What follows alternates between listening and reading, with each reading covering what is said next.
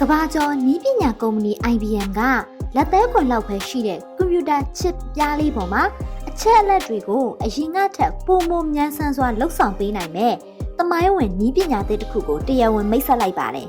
။ဒါဟာကဘာမှာပထမဆုံးအကြိမ်အဖြစ်1နာနိုမီတာအောက်အထိအလွန်သေးငယ်အောင်စွမ်းဆောင်နိုင်ခဲ့တာဖြစ်ပြီးလက်ရှိလုပ်ငန်းနယ်ပယ်တစ်ခုလုံးသုံးစွဲနေတဲ့ chip တွေထက်အစာပေါင်းများစွာပိုမိုအဆင့်မြင့်သွားတာဖြစ်ပါတယ်။အခု chip အသစ်ဟာအလုပ်လုပ်တဲ့နှုန်းကို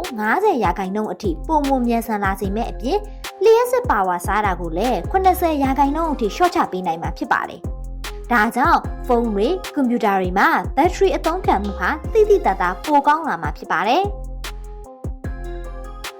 နီးပညာရှင်တွေကတော့ကွန်ပျူတာရဲ့အုံနောက်ထဲမှာသတင်းအချက်အလက်တွေကိုစီးစစ်တွက်ချက်ပေးတဲ့လျှက်စစ်ခလုတ်ငယ်လေးတွေကိုအပေါ်အောက်အထက်လိုက်ဒေါင်းလိုက်ဆင့်ပြီးအတန်အဆင့်အထိသေးငယ်အောင်တိစောက်ထားတာဖြစ်ပါတယ်။ဒီလိုထူးခြားတဲ့တိစောက်ပုံကြောင့်နောက်ပိုင်းပေါ်လာမဲ့စမတ်ဖုန်းတွေကွန်ပျူတာတွေနဲ့ AI စနစ်တွေရဲ့စွမ်းဆောင်ရည်ဟာတိတိတတ်တာပြောင်းလဲမြင့်တက်လာတော့မှာဖြစ်ပါတယ်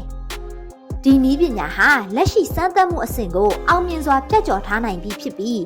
IBM ရဲ့အဆိုအရနောက်ထပ်9နှစ်ဝန်းကျင်2031ခုနှစ်မှာလူထုထံအမှန်တကယ်စီးပွားဖြစ်ထုတ်လုပ်ဖြန့်ချီပေးနိုင်ဖို့မျှော်မှန်းထားပါတယ်။